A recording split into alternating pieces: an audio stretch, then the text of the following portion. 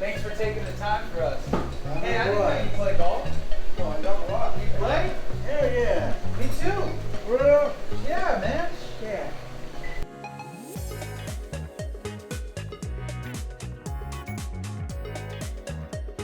You're right about that. I can promise you that. Okay, and then this. Maybe put this to your belt in the back.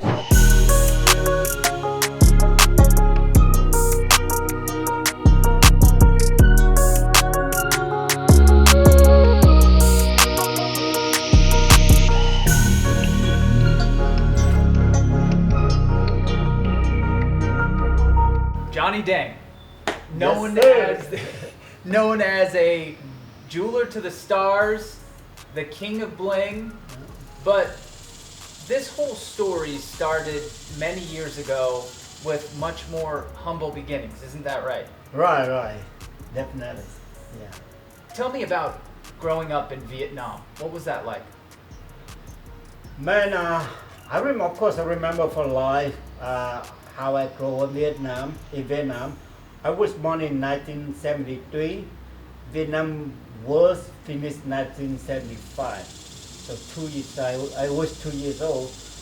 By the time from 1975 to 85, by that time, I grew up with like no power, no electricity, no waters in the hood, like a mud, for real.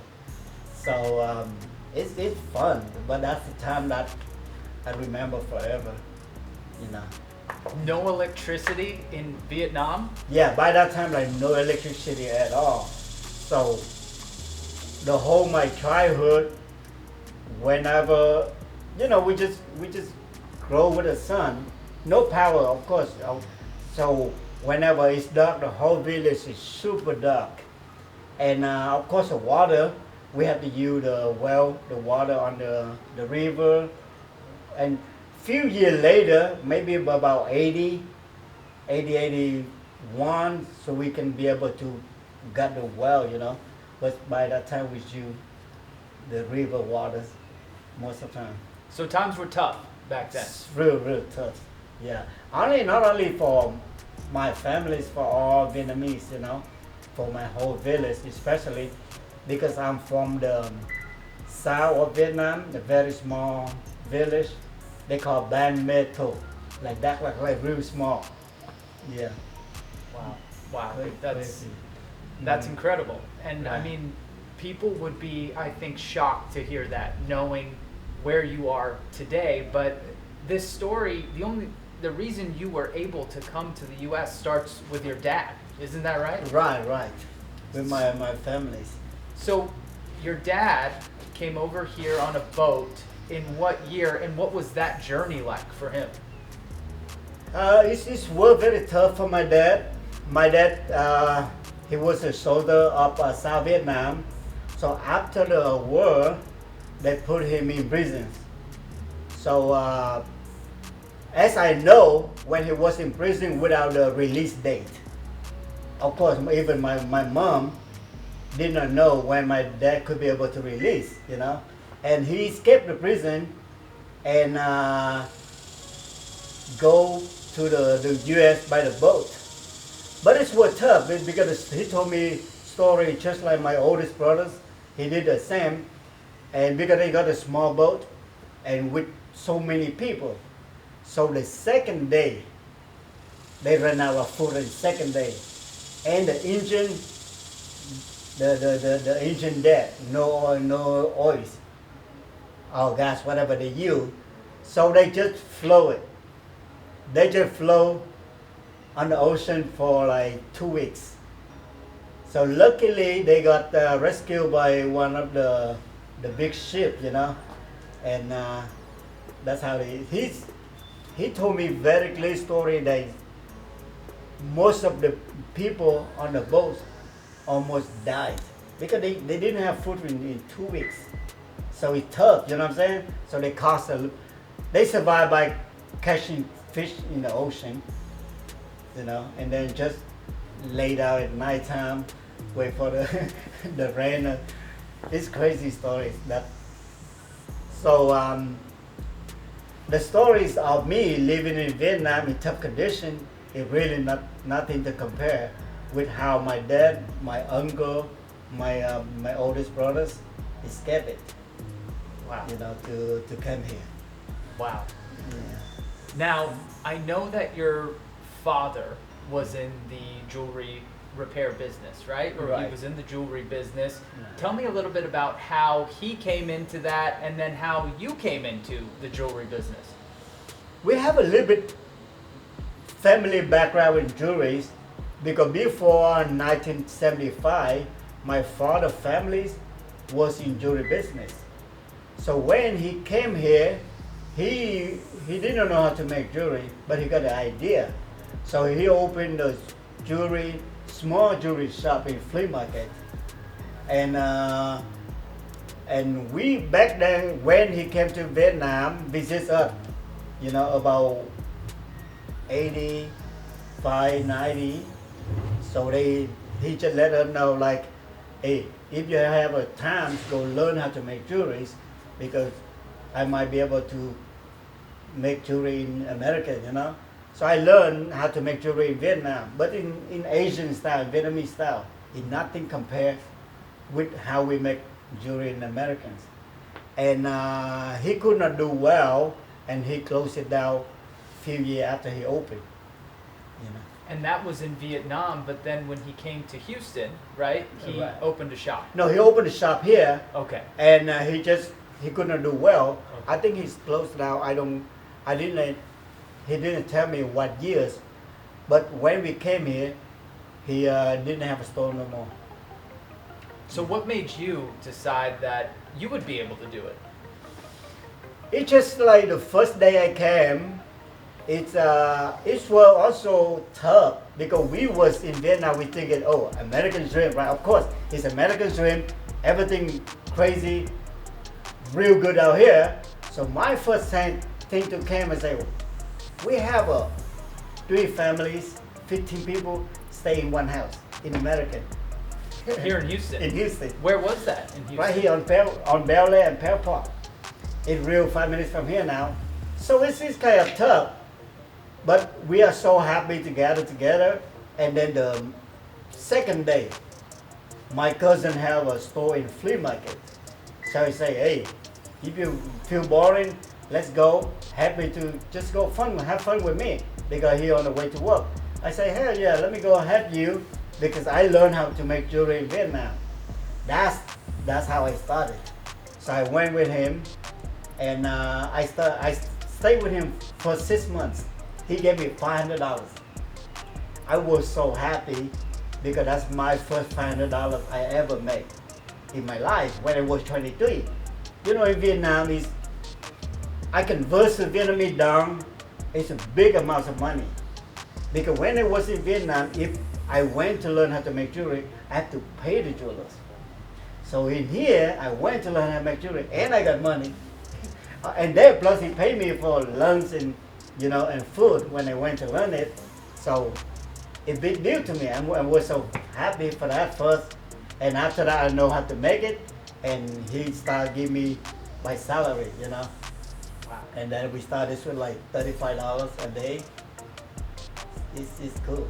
So 23 when you made your first $500. My first $500. And that's also when you came over to the U.S. You were 23 or 22? Somewhere? 23. Okay. Yeah, I came here August 96. Okay. So it was like 23. And how long after that before you opened your own shop in the flea market? I got the luck, honestly, just 2 years after, actually 1.5 years after, and I don't remember exactly the date, but when he got 2 shops in the two different flea markets, one is called King Flea Market, one is KHOU, and then he couldn't handle 2 shops at the same time. So he told me, hey, if you want it, I can sell to you the second shop about $25,000. He talked about a jewelry shop, but it's like one showcase, the bar in the back, just like the jewelry repair place.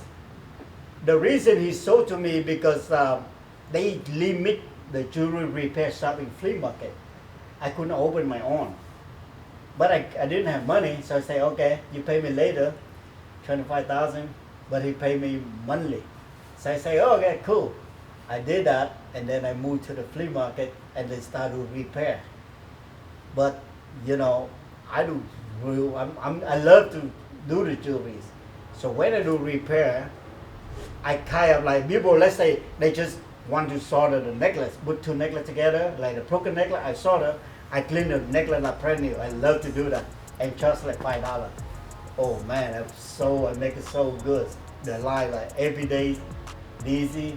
And then I asked my mom, my father came and helped me. Because original, I repair myself and get the customer. But now I'm so busy sit down repair, so my father, my mom is happy to take order and I repair. Wow. And then the weekend, my brothers Kevin, Dang, and Jimmy, on the weekend, because that time they work at the groceries, and then they went to Texas A&M. They studied college there. So Saturday, Sunday, they came back home and they helped me. They jeweler too. Wow. Yeah, my brother's good jewelers.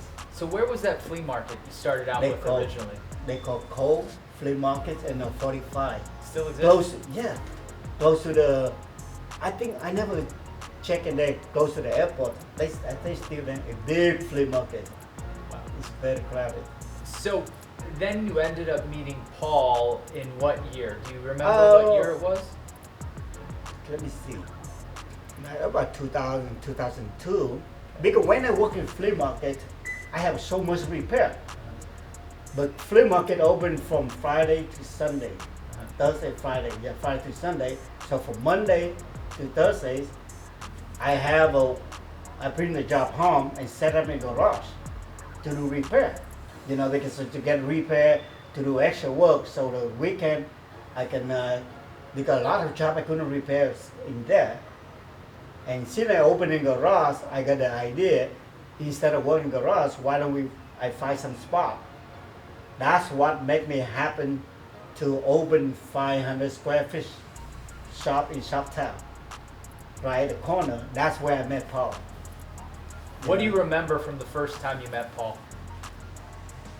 It's very cool and nice. I don't remember real well how we could connect back, but I remember that Paul was a DJ. He wasn't a rapper yet. He was a DJ in the club, and he wanted to get some order done. And back then, so I say, okay, good, connect together, and then we can. He say he a DJ. He can help me to promote in the club because. So when I was in Shoptown, I went out to promote in the club a lot, like pass out a flyer. So I say that's a good idea. Since Paul was a DJ in the club, he could help me to promote. I say okay, so I can, show you how to do the mold for the grill. We can work together. And the second best thing is somehow I communicate with Paul well, but I could not speak English well to the customer. So Paul kind of translation, you know what I'm saying? Especially with rappers, When Paul being so popular in rapper, he was on the tour. I went with him. He connect me with like Kanye West, Diddy, and T.I. or David Banner, all the rapper. But he kind of like translation with me, between me and them. I could not speak that well, Sure. That's sure. crazy. So and then we have a real well relationship. Absolutely. Yeah. And how did you even think of Grillz in the first place? Had they been done at all? Did you have any inspiration from anything? Not really. It's kind of during my career, I create a couple very good things. Like when I was in flea market, I created a nameplate for the customer. Like a lot of Spanish customers, they wear a lot of nameplates. So I'm real popular. Like do a nameplate. So when I went to Shoptown, I did the diamond for the dentist. The dentist, they do the gold crown. And then they just saw this, most of the crew been outside in the world for so many years, hundreds and thousands of years. People used to do the gold crown. Sure. So the one day the dentist, they make the customer crown. So she wanted me to put that one diamond on the top of it for the customer. So that's how I started. I say, wow, that's good. But the reason one diamond because it costs expensive for the grill and one diamond. So I was thinking why should I do the crown and the diamond together? You know, it's much cheaper for the customers. So since from one diamond, I create kind of different kind of set during the work. So since I do different part, but the dentist they do permanent. You know, so I'm thinking like not a lot of people want to do permanent like me. I got different grill. I don't want to do permanent grill in there. So I'm just come out with the idea to take in and out the grill. That's called pull out. So since I do pull out, I can do more than one, like 6 top, 6 bottom, 8 top, 8 bottom, you know? So that's how I started. So from then, I would instead of one diamond, I would a whole tube with a diamond. That make it popular. Wow. And then from I create like channel set, prong set, kind of create all kind of setting of the diamond to make the diamond look real nice. So when I introduce with the wrappers, so they look so bling on the stage, that make it so popular. Wow. And would you say that when Paul came out with that song, when he came out with Grillz, was that when your career really took off? Yes, I'm saying that we did very well right before that already, because the moment already popular, Nelly really kept the right time. Right at moment, Grillz started booming. But of course, when Nelly and Paul came out with a Grillz song, I make about like 450 grill a day. That's crazy. We work like 20 hour, 22 hour, 18 hour minimum a day. Because they blow up so fast, I couldn't have enough, employees. And originally I got 500 square feet space. And then I ran a spot right next to the shop tower, about 2,000 square feet space to do manufacturers. Yeah. Okay. And then when the grill blown up, I had to rent bigger space. Fast. And tell me about some of those names that you got orders from when Grillz just became so popular. David Banner, of course, Kanye West. When I did the grill he wear the grill until now, I didn't know who Kanye West was, you know. Paul say, okay, I have a rapper Kanye West. He was in the studio tonight. He want to get a grill, so that's most of the time. And Paul say, okay, good, let's go make a grill. So when I met him, I really didn't know who Kanye was. Like I just know the rappers, him and David Banner, Juicy J, because back then the Juicy Mafias, Little John's. Little John have a grill until now. I'm doing another one for him now. For so many years, he got so many different grill. And P Daddy, those the name that I met beginners. You know. Wow. You would make it like this someday. We heard a lot about American dream. You know, every time in Vietnam we heard about American dream, but we couldn't imagine how I could be from, very poor kid in college in Vietnam and become a popular jeweler in America. It's really dream come true, you know what I'm saying? It's really. I'm so happy that not only me, honestly, in Asian or Vietnamese community, we are very blessed to be here in America, and a lot of families are very success here because we have a opportunity to work. You know, it's a lot of my friends in Vietnam. They not like lazy.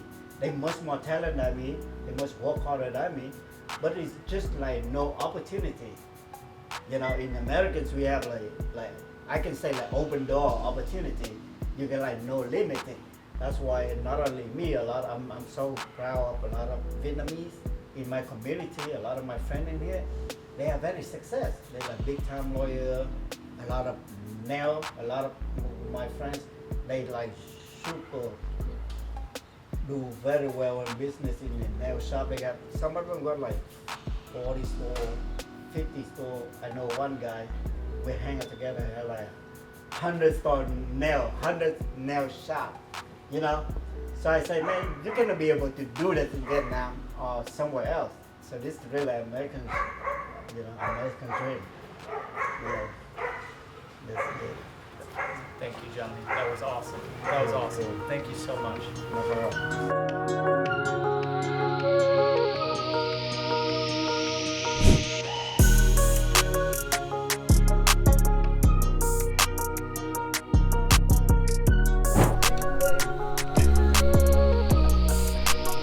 See you later. See you. We'll see you over there. All right.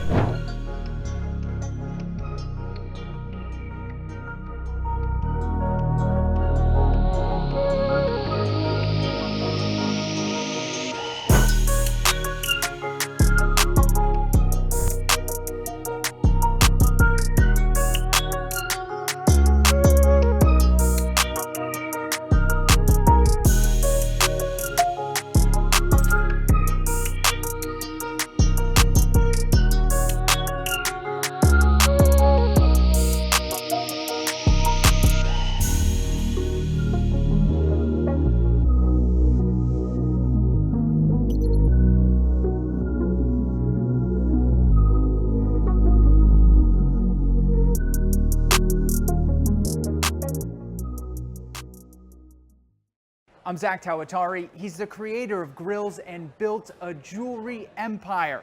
But this Houston icon's American dream started in Vietnam. We share with you the inspiring story. This one-on-one with the one and only Johnny Dang.